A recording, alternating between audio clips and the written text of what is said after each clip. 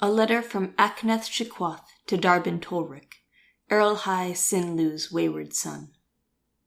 In the dread and holy name of Lolth, weaver of the demon web pits, I write, with no small pleasure, to inform you that the long indulgence of your absurd compulsion is now at an end. With the untimely death of Ward Priestess Zune, I have claimed her former authority over those of no house. She tolerated your junketing about in the sunlit world and plying the lesser races with exotic meats in return for the occasional fragment of intelligence on events in the city of Greyhawk. I will not.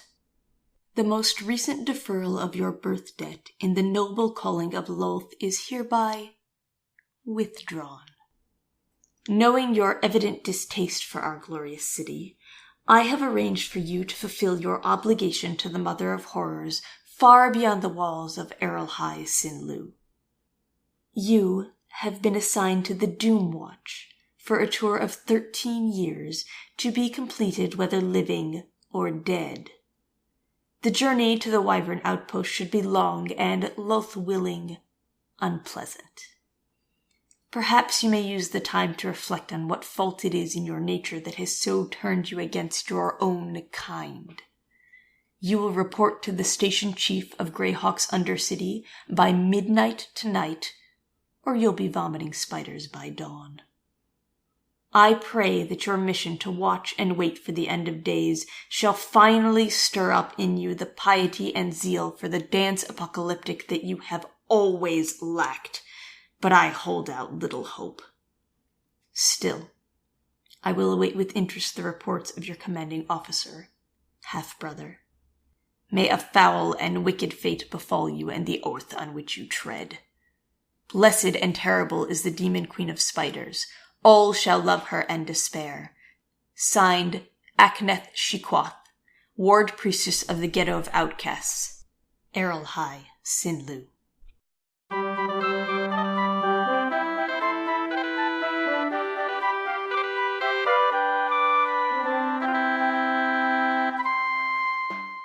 In the city of Greyhawk, 5 individuals are united by circumstance. A brewer priest, a haunted swordsman, a living relic, a caustic criminal, and a golem without a past. With the drawing of a single card, their lives have been turned upside down. Welcome to The Chimera, a role-playing adventure podcast. Our campaign this season is called Misplaced. It takes place in the venerable setting of Greyhawk, kind of, and we're playing with a modified version of 4th edition Dungeons & Dragons. I'm Vin LeBate, and I play Golden-Eyed Rakashi, a Dragonborn rogue. Joining me today are... I'm Braden Lamb, and I'm playing Balmo, a halfling cleric. I'm Jeffrey Bard, and I play Sir Simeon, the human sword mage. I'm Josh Hallbachner, and I play Ashlar, a warforged sorcerer. I'm Kacey Smith, and I play Latchkey, a shardmind with the dual classes of Battlemind and Scion. And I'm Kelly Weissman Asperuth Jackson, the Dungeon Master. Now, let's get started. All right. So when last we left Rakashi, she was faced with not just the death, unfortunate and somewhat grotesque death of the goblin Yibdab, but the arrival of another one of these trunk creatures, these tree trunk creatures, which emerged from Yibdab's corpse, destroying it in a fountain of gore. Yibdab's head is about all that's left, other than some scraps of flesh and bone. And that head is lifeless, unblinking face is atop that stump, which, as a reminder, it appears to be a large tree stump, except that it has a vertical mouth in the center of it, full of teeth, and its roots are animate and are currently grasping at Rakashi as she looks upon the corpse of her, maybe friend is generous, but one-time ally at least. Associate, yes. Acquaintance is already too loaded a term this season. That's right. We've actually reserved the word acquaintance for a more important relationship, perhaps, or at least a more specific relationship. Yeah. So it's menacing her and reaching out towards her with its root tendrils, clearly looking to have its first meal. And as she looks towards this threat and the lifeless head of the goblin Yibdab, her mind casts back in time to earlier days, back before she left the city of Greyhawk, back before she was released from prison, back before she went to prison, all the way back to when she was still employed by the Nenshin Syndicate. It was a while ago. It was back before she first encountered Rod, for instance. But because this is a flashback, and so the dramatic question mark, will the main character survive, is not actually in question, will be a little bit fuzzy with the bookkeeping tonight. I may ask you for a roll, but just go ahead and use your current stats. We won't worry about trying to de-age you and account for what your stats would have been back then. We'll just use your current stats. So casting back through time, she thinks of an earlier day, another late night, in fact, in which she was standing in the street in front of the inn, the Western Wind, with Org Nenshin and Zarian Albhart and Org's bodyguard, Thrakdor, a large, friendly orc in heavy mail. She thinks about his face for a moment as she remembers that evening very well. As I said, it was late at night. The area around the inn was very dark, intentionally so. It began with the smell. She smelled it before she heard or saw anything, that sulfurous brimstone smell. And then she could hear the clattering of hooves and see a glow coming from around the bend in the road. And then the carriage arrived, that great black metal carriage, pulled by two nightmares with fiery hooves and smoking manes. The carriage was so large that it took up the entire road, this great oval of metal with steel wheels, and a coachman in a black cloak with the head of a bird skeleton. It pulled up in front of the inn where the four of you were waiting for it. And the coachman and the footman, another one of these bird skeleton creatures, got down and were greeted by Org. Silently, just with a nod. The guests of honor having arrived, you opened the door of the tavern's stables, and allowed them to go inside. The whole caboodle, the whole apparatus had to go inside. And then Org turned to you, he and Azarian going in together, but turned to you, Mithrakdar, and said, "Make sure that we are not disturbed." Rakashi nods. She's probably about 15 at this point, I would guess. Mm-hmm. So a little shorter, a lot skinnier, probably with almost the exact same armor and the two swords. But there's definitely a difference in her posture in any of the flashback scenes, particularly those that take place with Org. She's very straight-backed, very serious. Very good. So once dismissed and the stable door is locked again, Thrakdar puts the key away and says, "All right, Onyx, are you ready for your night off?" And he goes to the door of the tavern and knocks 3 times. The guards on the door on the inside pull back the little viewport, see that it's you, they let you inside. The party is already in full swing. This is one of Org Nenshin's famous lock-in parties.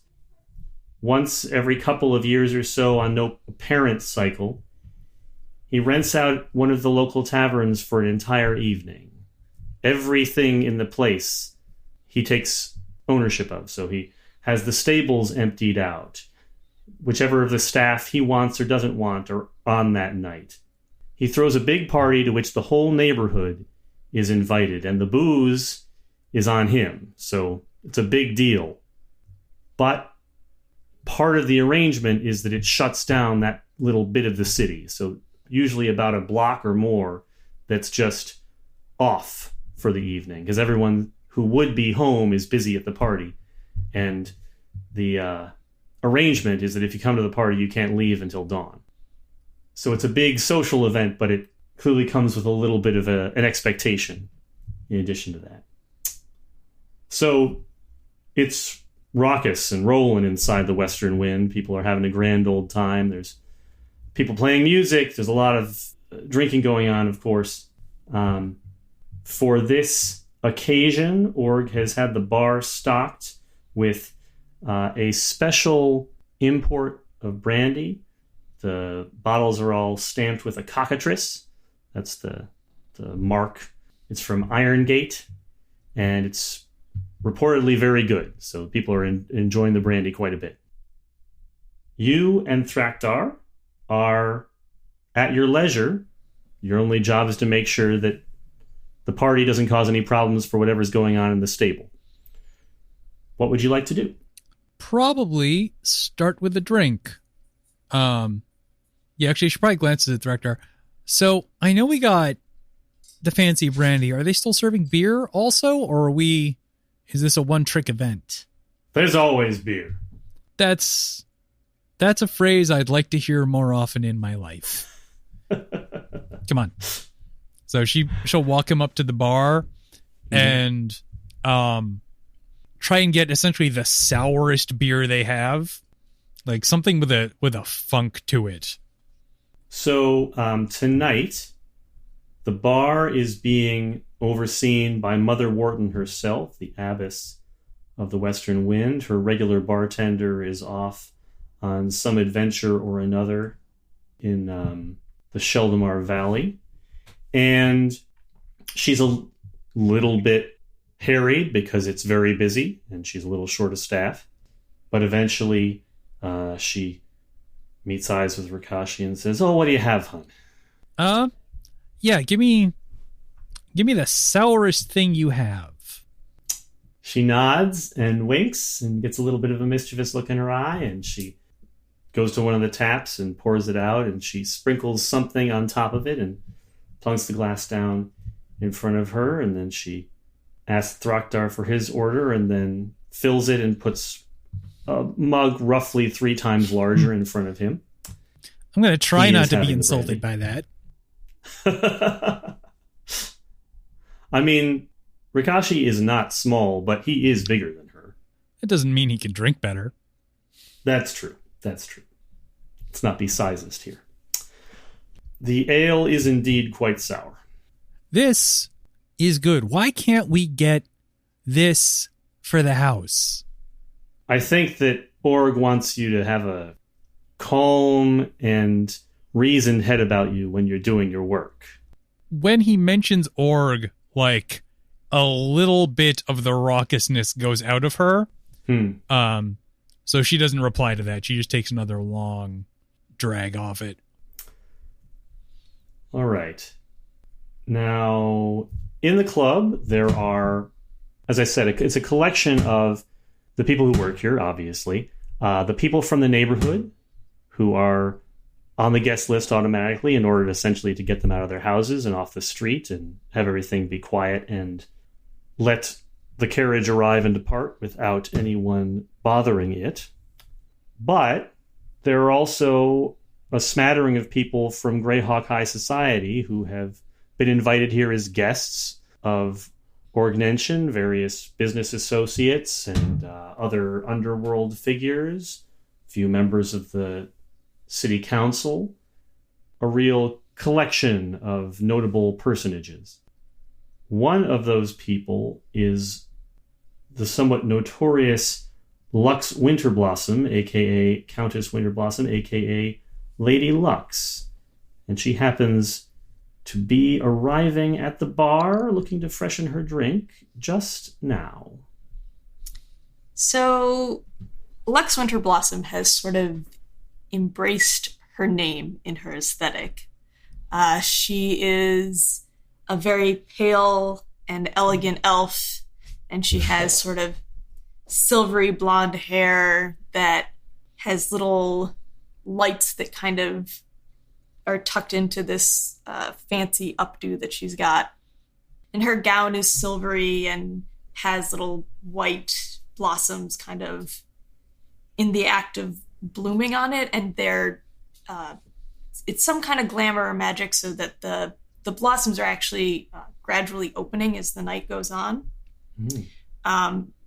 And no one is exactly sure what group she belongs to, and that everyone sort of seems to assume that she belongs to someone else's. The other aristocrats that are there think that she's, an eccentric wealthy contact. The other eccentric wealthies that are there think she's an aristocrat. A couple of the powerful folks from the underworld kind of remember having interactions with her, but they're not entirely sure who brought her there or how she's connected to all this, but everyone would sort of agree that she should be there. And she's got a wine glass that's empty, which she simply sets onto the bar top and looks over at Mother Warden and doesn't say anything. She doesn't have to, because Mother Warden knows what her drink is. And she looks over at the ogre and the young black dragonborn at the table or at the counter, and just sort of offers them a courteous, I'm being polite because we're all here, sort of nod, and takes her seat. Countess. Dragon's child. Rakashi smiles at that. Now that's an interesting drink. What is that? I'm sorry, I didn't catch the name of this. What is this exactly? This is just as Mother Wharton appears to put the chartreuse cocktail that is Lux's standing order in front of her, and answers by saying, This is a Stonehold Finest Sour. It's a Stonehold Finest Sour, apparently. Although that's really green, and I'm having one of those next. Lux sort of takes out there's like a little toothpick with 3. It's sort of lined up like olives, but they look like sort of some sort of berry that's probably been soaked in some sort of liqueur. Who knows? But they look like almost like like a cherry that's been pickled or been drenched. So she just sort of very delicately eats one off of the stick and has a sip of her very green drink and smiles and says, "Are you sure you could handle it?" Only one way to find out. She taps on the bar. I don't know what happens if I try both of these at once, but I've done stupider things in my time.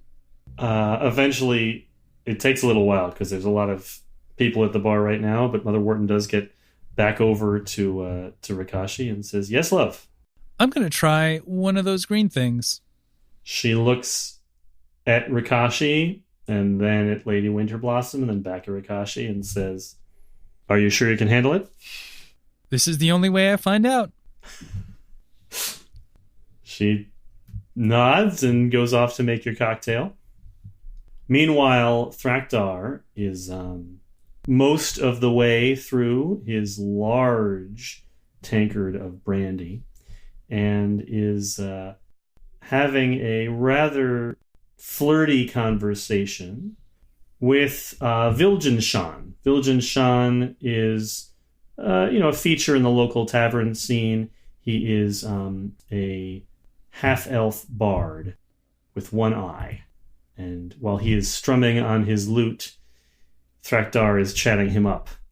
Rakashi just eyes that interaction, sort of like looks them both up and down, leans around Thrakdar to catch the bard's eye, and just like smiles and nods in sort of a gesture that implies, go for it.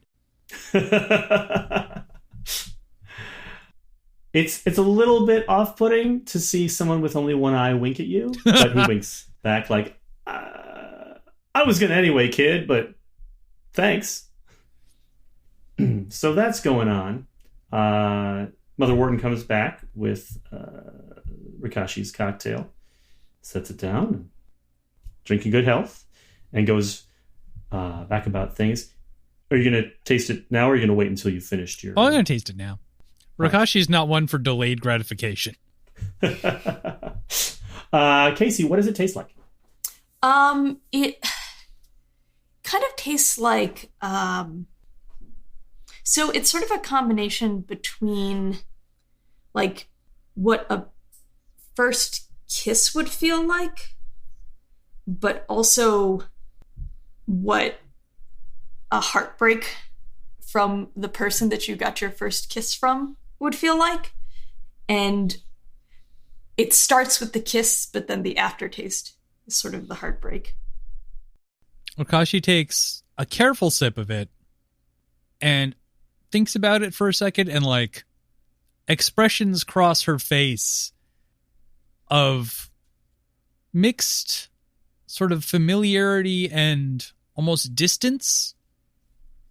Like these sensations are not foreign in concept, but she's not familiar with them in that combination. Mm-hmm. Lux just sort of watches as Rikashi tries the drink and kind of observes her expressions in that bemused manner of someone who's expecting someone to have something, experience something unexpected, and just seems sort of, quietly enjoying her response, and has another sip from her own cocktail. I think I like you, Dragon's Child. Thank you, Countess. It's always a unique pleasure when you stop by the house.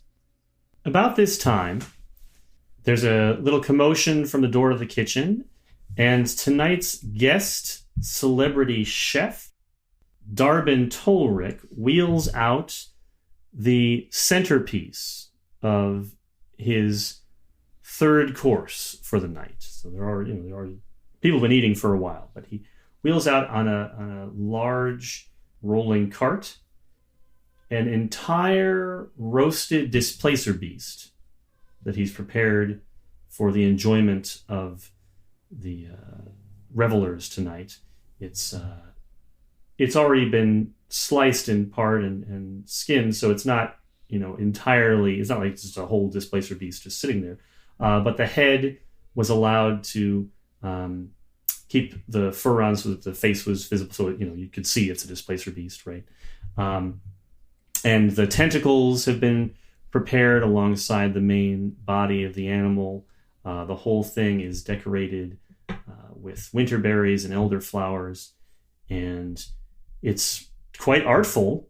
I don't know that either Rikashi or Lux Winterblossom has had any sort of big cat before as a meal, so I don't know what expectation they'd have about what it'll taste like, but it's impressive. Darbin Tolrick, as a reminder, is a drow. Remember, I say drow.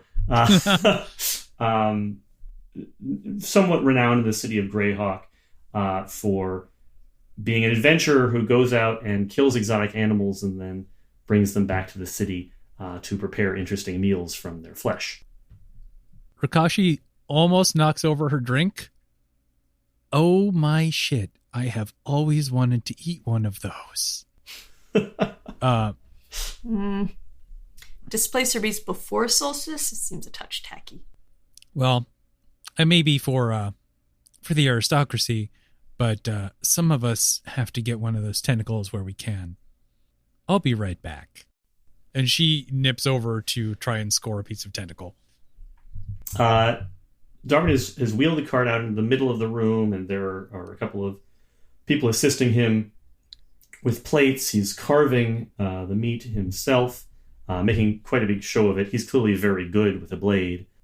He's a little bit of a showman. He's being flashy and sharpening the knives and cutting off pieces and serving them out. It's a little bit of a, people are kind of jockeying around him, trying to catch his attention. Clearly, he's like making a show of like giving plates out to people who are particularly fawning. Or like he's being a celebrity chef, right? Mm-hmm. If this guy were born in another world in another time, he'd be on the Food Network. So Rikashi is going to sidle up there. Yes. All right. There's a couple of different humans and one halfling and one dwarf that are all sort of in the area nearest his left elbow, and Rikashi can maybe work her way on the inside there if she tries. He's in the process of slicing off some of the Displacer Beast flank when she gets near enough to say something to him. Master Tolric, I'm told there are some tentacles around. He nods and says, a young dragonborn with a very discerning palate, Properly prepared, the tentacle is always the most delicious part of any animal that has them. He finishes the cut, he puts it on a plate, he gives it to the halfling. He gestures towards one of the prepared tentacles and says, "Would you like a little bit?" I would love a little bit.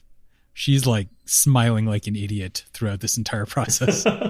He makes a big show of picking up the section, the end of the tentacle, right? It's long, and they end in these sort of pseudopods. I don't know if you remember what a displacer beast looks like, but makes it of picking up the pseudopod with both of his knives and sort of turning it over a bit, showing it to the crowd. Oh, yes. People ooh and ah. And then he slices off just the end. I mean, it's large, so just the end is still a significant portion of meat. He puts it on the plate. He picks up a few of the elder flowers and scrapes up a few of the winter berries and gets it all on the plate, lightly arranged. He tosses the knife in his right hand over to his left hand and holds both for a moment. Picks up a little carafe of the sauce that goes with it and drizzled it over the plate artfully and hands it to you. With my compliments. She gives him like a half bow. Mm-hmm. Master Tolric, I was told you are a master. I just said master too many times, but it's clearly the truth. He straightens it, like he sort of like perks up a little bit at that, straightens his posture even more so than before, nods to her, and goes back to playing to the crowd. She'll make her way back to the bar where at least one of her drinks still is. But she'll definitely already start in on it on the way. It is exceedingly tender. Buttery, even. Your call if she likes it or not, but the preparation is definitely top-notch. Oh, she's very into it to the degree that she is not downing it rapidly and all at once.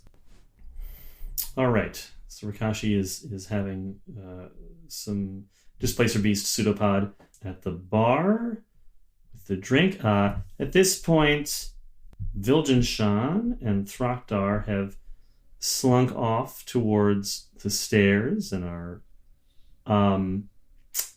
not being terribly subtle about what they might be going up there to do. The loot has been left behind for the moment. Is Lady Luck still at the bar? She is. She's about halfway down her drink.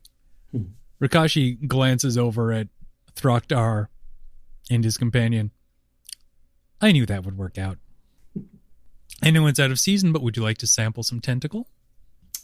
Lux considers the tentacle and sort of her gaze drifts away just to watch the orc and his new companion head up the stairs and looks back to Rikashi.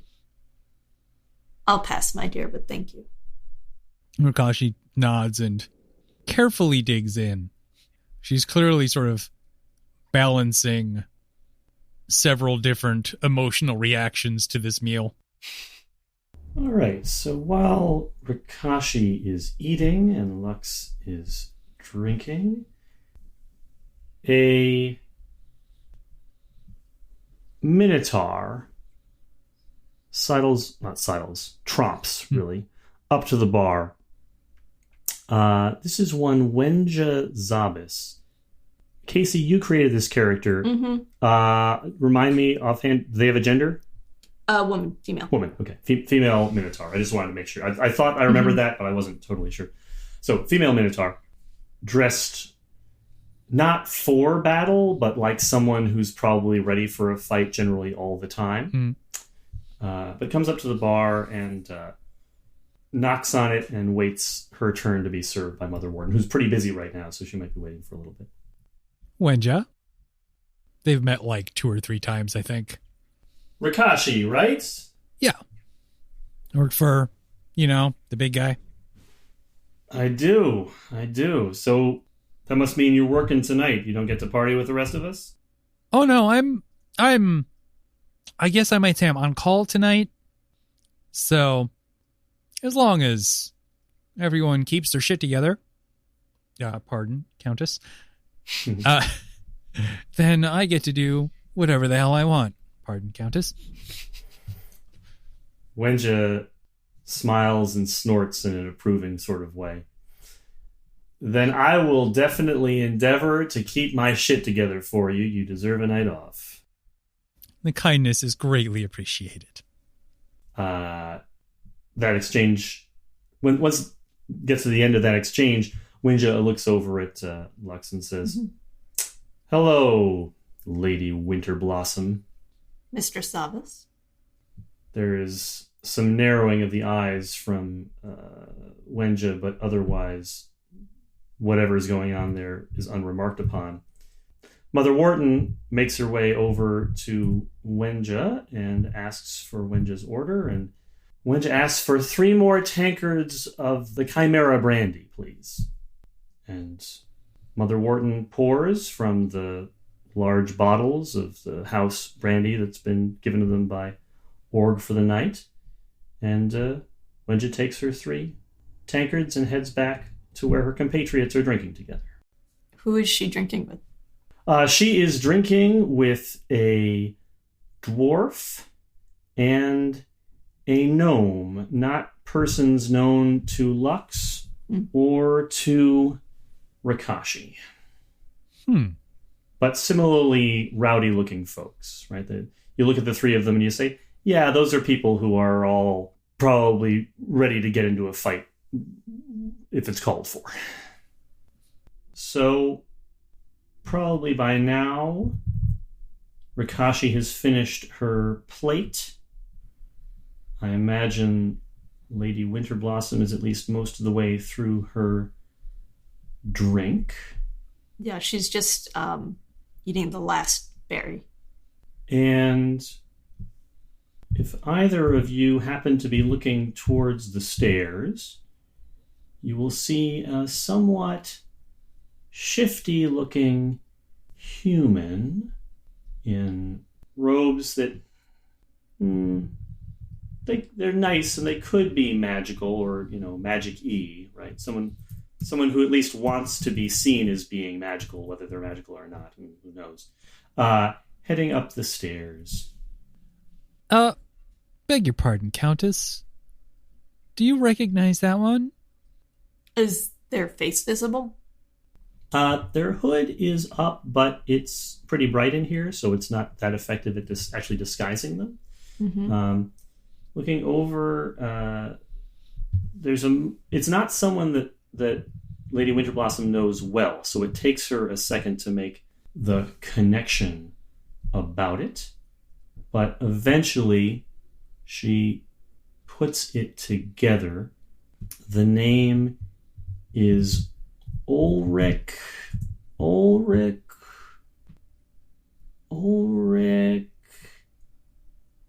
11 fingers.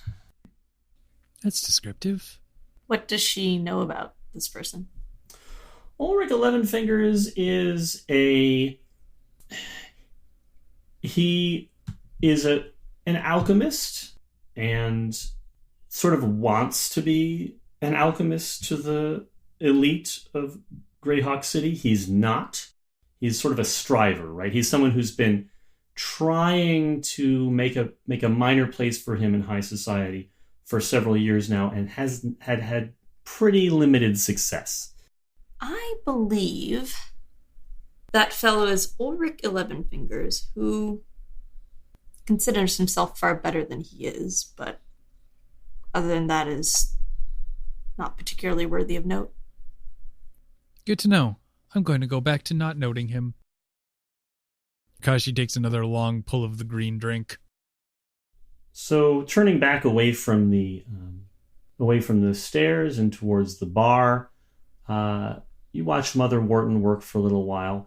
It's a little bit odd looking back behind the bar because the space behind the rail, the area past where the booze is kept, looks sort of empty because the mirror that usually goes there has been taken down for the night. That's one of the requirements for one of Org's lock-ins, is that all the mirrors be removed or covered. So it's slightly just jarring. It doesn't look like it looks sort of odd for a bar, this empty wall space there. But Mother Wharton is busy preparing drinks, and the Chimera Brandy is very popular. And it's just a pleasant occasion. Lots of conviviality. Everyone seems to be in a good mood. It's the place to be. Because it's mandatory. Sure, there's that. Anything else you want to do or establish, or is there any... I just want to make sure that I don't cut you off before I move to the next plot development. I think beyond sort of staying towards the bar and eyeing the room, because like Rakashi is off duty, but she's never all the way off duty in this kind of situation. Sure. She'll probably mostly just stay there. She enjoys being around the Countess because the Countess doesn't ask a lot of questions unless she means to. Mm-hmm. So. And the Countess stays at the bar because it's an excellent vantage point to people watch. Yep. Okay. The evening proceeds a bit. And just as Rakashi is getting to the point where she thinks that she might be ready to order another drink, there is a scream from upstairs. It's loud. It's masculine but fairly high-pitched. Cuthbert's balls. Sorry, Countess. I'll be back in a few minutes, hopefully. A moment, Dragon's Child. You have a sucker caught in your tooth. Oh, thank you. She just slurps it out. So I take it that she makes her way towards the stairs. Yes. I mean, other people can hear, and there's a commotion about it, and there are other members of the syndicate that are in the crowd, and they're starting... I mean, everybody knows that's a problem, right? Yeah. Mm-hmm. So they're starting their way there, but based on the positioning of the bar and the positioning of the stairs, Rakashi's going to get there first. Mm-hmm. So she heads up the stairs, and you can hear the sounds of some kind of a commotion or a struggle from one of the rooms. You know, it's an inn, so there are a bunch of overnight quarters up there. And from one of the rooms down near the end of the hall, you can hear a commotion. As she's going up the stairs, as she steps from one to the next, she steps sort of up into Org Nenshen's face. So she's wearing his appearance for this. Ah, okay. And she's going to sort of stride down the hall and just throw the door open. Okay. The door was... where the noise was coming from was slightly ajar, but so it's not a feat of strength to throw it open at all. The scene in here is pretty odd. In this room, we have Ulrich 11 Fingers, fully clothed. Viljanshan and Thrakdar, both rather naked, except that there are actually 2 Thrakdars, both naked. And they are struggling against each other. They have their hands around each other's necks. Ulrich has the cloth that was clearly on the mirror in the room in his hands and is trying to ward off Viljanshan's attempts to hit him with what looks to be a chamber pot. Rakashi just like bellows, "What the fuck?" That's enough to get everyone's attention temporarily. And so Viljanshan and Ulrich both turn towards Rakashi. Both of the Thrakdars who are on the floor both turn their faces towards Rakashi and are at least distracted enough that the one who is currently on the bottom as they're rolling around, trying to choke each other to death, says, "Sir, what are you doing here?" And then gets sort of choked off more as they go back to struggling. Viljanshan says, This bastard uncovered the mirror and this other Thrakdar came out of it. What? Okay. I assume I've got a couple more boys by now. By now, yeah, there are some toughs that have come in, just various, human muscle that are implied by Nenshin. Guys, hold that one, and she gestures to Ulrich. All right. The toughs move towards Ulrich, who is still trying to basically kind of not as gracefully as this implies, but kind of matador off Viljanshan swinging the chamber pot. You, Mr. Music, just sit down. I'll deal with this. The Thrakdars are still pretty deep into killing each other. Yeah. So she got a bit of a beat on the one that reacted. Mm-hmm. So she's going to go up to the other one and just stomp on the back of his knee while he's not paying attention.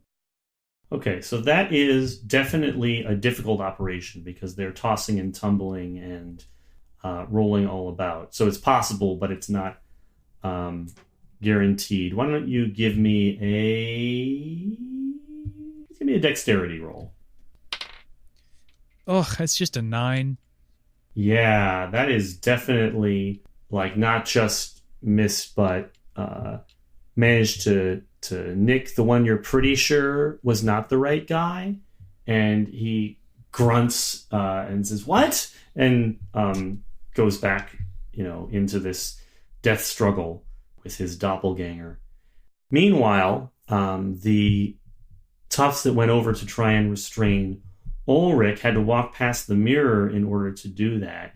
And as they did, copies of them came out of it and drew their own weapons. And there's now a sword fight going on between the paired street toughs. Oh, are you shitting me? She just offhandedly hurls a knife at the mirror. Great. Make me an attack roll. Hey, I got a 1. Oh, now there's an evil knife. Woof. 1. Man, this game we're getting a lot of interesting ones. Yeah. All right. Yeah. So it's the most interesting thing that can happen on a 1 in this situation. I mean, Double Rakashi. well, the question is double Rakashi or double Org? Ooh. That is interesting. That is yeah. Depends on how the mirror works. Depends on how the mirror works. It really does. Yeah, Organenshin steps out of the mirror and catches the knife. Nice. Oh, this was supposed to be my night off. All right, clearly that's the first step of dealing with this problem, is getting to the mirror. He's now in front of the mirror. So she turns her back to the Thrakdars, steps up to New Org, and just disgorges a stream of acid into his face. Okay. Give me another 2-hit roll. All right. 14? Yeah, he's, Orc's an older guy, but he's spry and successfully ducks out of the way of it. Some of the acid stream hits one of the... they were in pretty close quarters at this point, so some of the acid stream hits one of the fellows the toughs who's fighting. Meanwhile, Viljanshan has recognized what Rikashi was trying to do and sees the logic in it. And after feinting to make another swing at Ulrich, who ducks out of the way, that clears his path, and he slams the chamber pot into the mirror and successfully shatters it. Thank you, she says, probably ducking under a knife swing. I just want to cut back to what's going on downstairs. Lady Winterblossom, you can hear that the commotion has grown louder and more involved, and a bunch of the security folks have made their way upstairs. Is there anything that you want to do? I don't think Lux is the type to go up there herself. I'd buy that. But there's someone else sitting in the crowd. And she's just going to, kind of summon them over with a flick of her finger. And it's actually like a small little pixie-like creature that comes up out of a cup of sherry where it was sort of lounging in it like a hot tub. Shakes itself off and settles on her palm, and she speaks to it quietly, and it zips up the stairs. All right, so the little pixie-like creature is headed for the room where the fight is going on. Meanwhile, back in the room where the fight is going on, let's see. I need to decide who is doing better in the competition between the two Thraktars. Okay. One of the Thraktars, it's not apparent at this point because Rikashi's looked away too many times now, which one it is, definitely has gotten the upper hand and is on the cusp of killing the other one. The other one is clearly losing the choking match. Your action, Rikashi. Yeah, that's probably going to be a priority now that the mirror's broken. So she's going to shout out a passphrase, like probably something like 2 on the water, just one of their established passphrases, and anyone who actually knows it should call back their proper response. The one on top looks at Rikashi and says something in a voice that seems like Thraktar's. It's like, yeah, that sounds like Thraktar. But the noises are all wrong.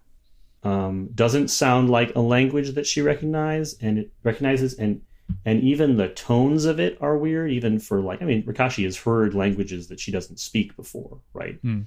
It doesn't even sound like a normal language that she doesn't speak. It sounds strangely off somehow. Oh, he's speaking backwards. Speaking Twin Peaks backwards. Yeah, he's definitely speaking backwards. And if we can do the sound engineering for it, then after this, I will record the tracks for the backwards speech. Okay. We can insert them. So that's the response. The other one on the bottom is too thoroughly being about to pass out from being choked and doesn't. If he's trying to respond, you can't hear anything. So. Okay, Rikashi hears that, says, "Good answer," and then attempts to shove a sword into him. Great. Go ahead and roll. I'm going to use Piercing Strike, so that this will be versus Reflex. There we go, 22. Great. That is definitely good enough for a nice, deep abdomen stab. She gets a good piece of the orc with the upper hand, and that is enough to cause him to lose that upper hand, and he gets rolled over, and now the now uninjured Thraktar has him in a submission hold, and that's probably enough to turn the tables and steer the fight in the direction of the other fighter. Meanwhile, the toughs have brutalized each other and are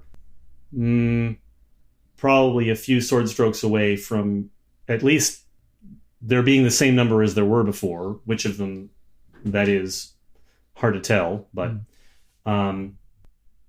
Ulrich has produced a flask of some kind of red liquid from his robe, and Viljanshan menaces him with a chamber pot and says, "Don't do it! Don't do it!" But Ulrich does it and throws the flask at the floor, and it explodes. All right, that explosion tears a hole in the floor. This section of the rooming house extends over the stables, and so it opens a hole down into the stables, into which the remaining toughs fall, and Ulrich didn't quite gauge it well, so he is now actually hanging, kind of dangling over the hole. Yeah, that's where we are. How far is the drop? The drop is probably 15 feet. I want to make sure to underline the importance of the order from Org that no one is to go into the stables during the party. Like, this is basically rule number 1. So, at every party, is Org never there? He's always somewhere else doing something else? He makes an appearance at the beginning. Mm-hmm. He makes an appearance at the end. But yes, Lux has certainly been to these parties before, and she definitely would have noticed that he's usually not there for almost all of it. Okay. All right, then I'm probably going to grab Ulrich by the wrist and haul him out. All right. While you are doing that, the Org duplicate has picked up a big section of mirror and tries to stab you with it. Saying something again in Org's voice, but the sounds are all wrong. What's Rakashi's armor class? 20.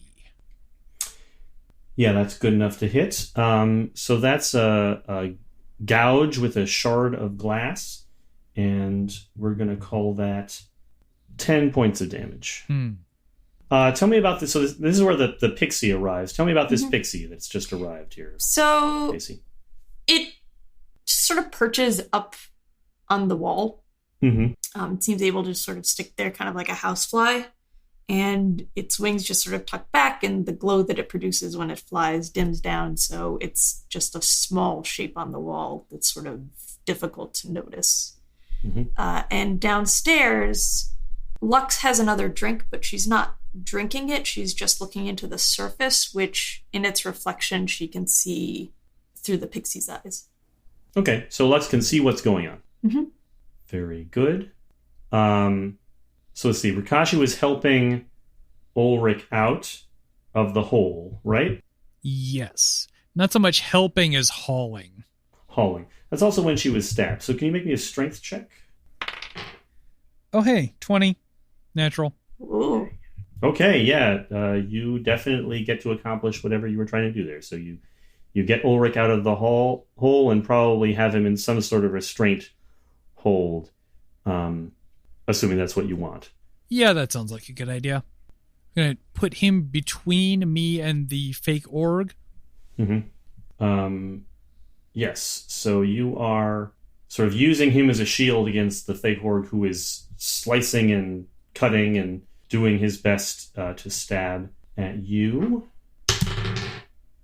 Oh, and gets in a really good hit on Ulrich instead.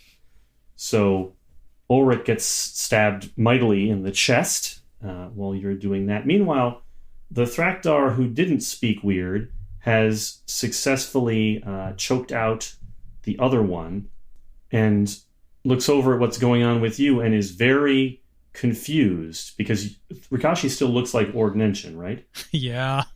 Okay.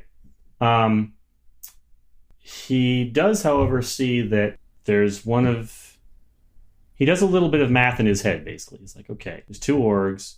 But one of them is holding the creeper who pulled the cover off the mirror. The other one is trying to stab wildly with a piece of broken glass. He picks up the nightstand, just like a whole big piece of furniture, and just hurls it at the head of the org copy who is menacing you, Rikashi. And misses pretty badly. Okay. That just sails down and lands in the hole. Okay. Let's see. Your next action, Rikashi? I'm going to shove Ulrich at Thrakdar and say, hold this, dumbass, and then lay into Org with swords. If I can do that in one move, or one set of moves. Sure. Ulrich falls into Thrakdar and in fact collapses because he's been very badly stabbed. And then you're going to make play against the Org. Can you give me a roll for that? 32. Yeah, why don't you just narrate killing this fool for me? So he's still swinging glass. She sort of dips under it and then comes up with both swords parallel, like right under the ribs, and just like stands all the way up and lifts for a second until she's fairly certain that the work is done, and then slides him off onto the floor. He does in fact fall to the floor, lifeless. And that is when Zarian bursts into the room. Zarian Albhart, as a reminder, human, female, Org's lieutenant, and sort of like an elder sister, but also minder figure for Rikashi. She bursts in, and she has a crossbow and looks very confused. Rikashi still looks like Org, right? Yeah. Okay. So when Zarian comes in, she just snaps out the same passphrase. 2 on the water. 1 in the earth. Okay. That's the correct answer. So at that point, she drops... Like, at that point, she has the moment to think about dropping the disguise and does. Yeah, this turned out to be kind of a mess. In that moment, Ulrich, who's bleeding rather profusely from his chest, mutters something. It's kind of faint because he's running out of breath here, but it sounds something like, "For Rutamara," and he expires. Well, I guess the good news is that we have a couple of fake bodies. Listen to me, Rikashi. Go downstairs. Make sure nothing else happens tonight. Thrakdar, get dressed. Come with me. Rikashi nods and heads immediately down the stairs. Okay, so downstairs, I mean, there's been a bunch of commotion going on, and there was that explosion noise, and Mother Wharton actually comes up to Rikashi from behind the bar and is like, "What is going on?" Org owes you some minor repair work, maybe some major repair work, but otherwise everything is fine. It is handled, and yes. She looks like she is ready to read you the riot act, but is restrained by her knowledge of who you are and who your boss is, and stifles her determination to throw everybody out of her inn right now, and goes back behind the bar. So upstairs, when there is a moment that seems like this action would go unnoticed, the pixie is going to leave the wall and go down the hole and into the stables. Okay. Down in the stables, the remaining muscle, right? The human thugs who came into the room to assist Rikashi and then got duplicated, and some of them killed each other, and we never really established which ones were mirror duplicates and which ones weren't. But who fell into the hole. They're all dead. They've been killed by something. It's not, I mean, they have wounds on them, so it's not like they're just spontaneously dead, but they are thoroughly dead. They're lying in pools of blood on the stable floor. Org is down there looking very displeased. Ordention is down there looking very displeased. The those skeleton creatures with the bird heads, they are working on something on the large what's the word I'm looking for here? Coach. The device that they rode in on. Which again is like, it looks like a regular coach in basic design, right? It has 4 wheels and it's pulled by 2 horses, although the horses are nightmares, like that's significant, but it's basically a big oval instead of being shaped like in the more familiar way you would expect a stagecoach to be shaped. So kind of like Cinderella's stagecoach. Oh, okay. Yeah, I mean, more oval-esque than that. I mean, the Cinderella's stagecoach is designed to evoke a pumpkin, right? This is more like it evokes almost an egg, although an equilateral egg, right? Not, it doesn't have that quality of being large, more bulbous at one end than the other. It's all this black metal. It looks like they've just finished closing it up in some way. And from examination, the pixie can see, or rather Lux can see through the pixie's eyes, that it doesn't have any doors on it. It doesn't have any windows. It does have a whole bunch of large hinges and locks. So it looks sort of like the thing opens up completely. Like it just unfolds. And they have just finished refolding it. So then they're securing the locks in place. And Org again looks very perturbed, very unhappy. Very much like tonight did not go as he hoped it to go at all. From apparently inside, can she hear through the pixie's ears? Let me think about that. I don't think so, no. Okay. There is a reverberation. The metal of the stagecoach thing actively vibrates. And in a way that, like, if something was talking from inside of it and was very loud, Lux might buy that that's what the cause of it was. And Org turns and looks in the rough direction of where the pixie is. And a bolt of what looks like it's probably lightning flies towards not from Org, from the oval itself. Flies towards the pixie, and then the image goes black. Sure. Lux just sort of tisks quietly under her breath and runs her finger around the rim of the glass and has a sip. Rikashi, what are you doing downstairs in the time after returning to the party? And probably the first thing she's going to do is rally all the remaining toughs and just have them sort of make sure that everything is both secure and calm. Like, keep the guests from panicking. We still have to be here for the rest of the night. Just make sure that everyone has a drink and is chill the fuck out. She'll probably stop at Wenja's table and give her essentially, like, sort of the same speech. Like, look, things got a little noisy upstairs. If anything happens, we would greatly appreciate it if you could help keep the peace.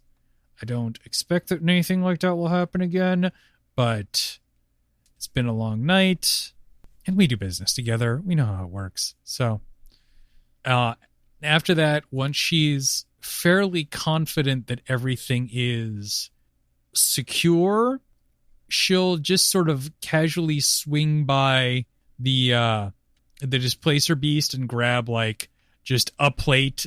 Like, I imagine there are several plates that are just prepared at this point of the less specific cuts, she'll just grab one of those and like load half of another plate onto it, and then just take up a seat where she can see everything and just like gnaw on that for a while. Yeah, Wenja nods in agreement and says, yeah, Org knows my rate. We can settle up later if you need me.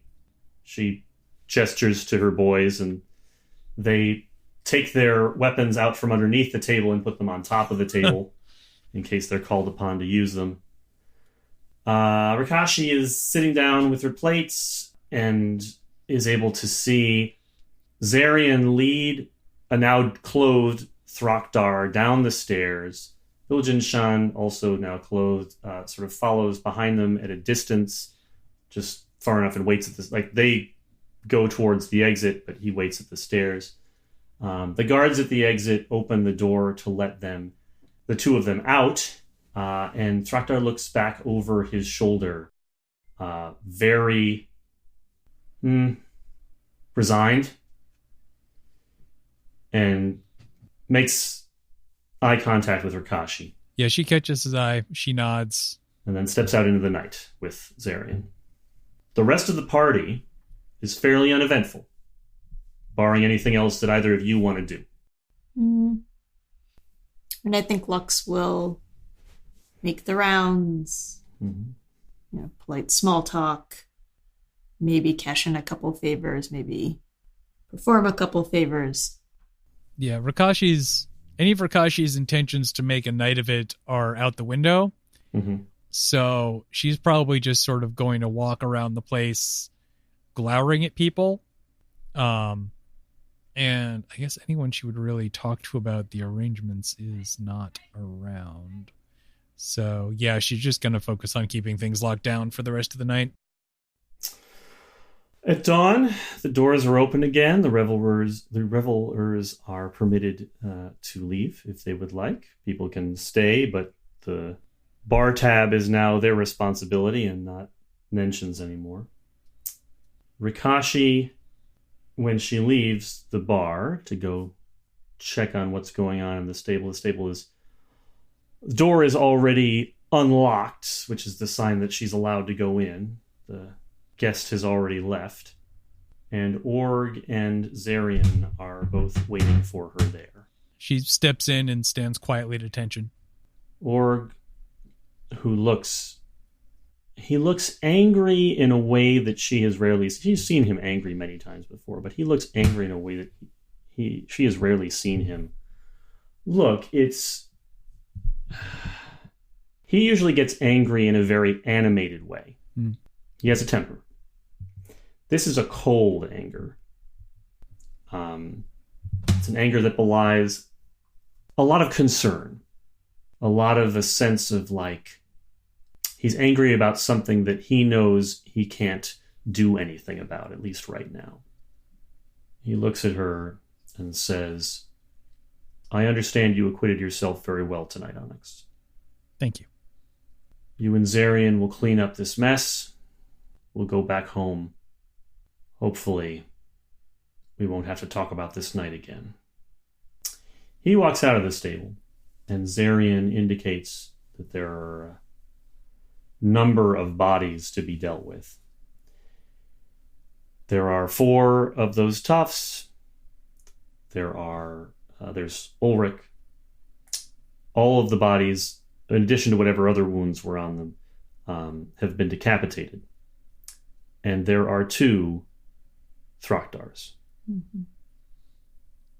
She looks at them, doesn't say anything. Her finger quietly just taps on the hilt of her sword. But otherwise, she's very still, like, waiting for direction. Zarian, Org has already stepped away, and Zarian just says softly, matter-of-factly, we had to be sure. And then she starts to get out the sackcloth that you're going to use to wrap all these bodies up and take them to the river and get rid of them. And that's the end of the flashback. which takes us back to the scene that we flashed back from, where Rikashi is staring at the head of another, at least temporary acquaintance, as the chomping mouth of the horrible stump creature gnaws and gnashes, and its tendrils reach out towards her. And just as she is presumably about to defend herself, a figure steps out from the underbrush and with two flashing swords cuts deeply down into the trunk creature, cutting the head on top of it in half and almost splitting it entirely in half as well. And while its tendrils continue to writhe and shudder, it seems to be effectively killed. Looking up, she can see in the moonlight that the figure is wearing fine black armor with a spidery pattern, has long white hair. It's a drow. And looking up into his face, she recognizes it. It's the face of Darbin Tolric.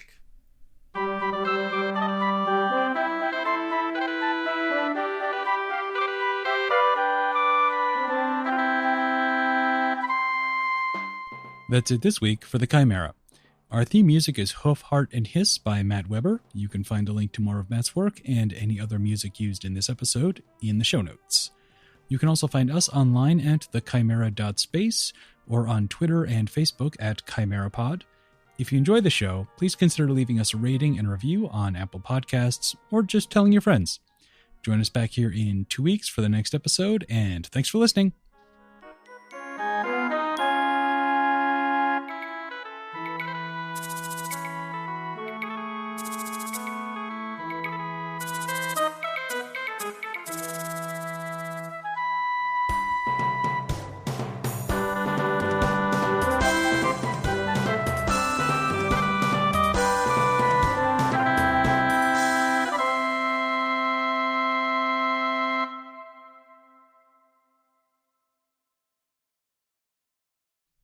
Yeah, the character description is in this file, which I have just relinked. Ugh.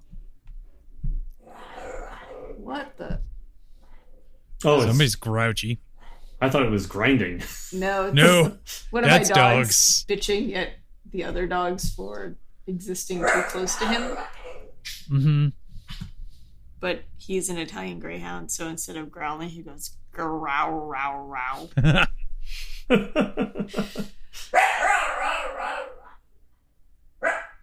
Yeah. Hey guys, can you be done with that?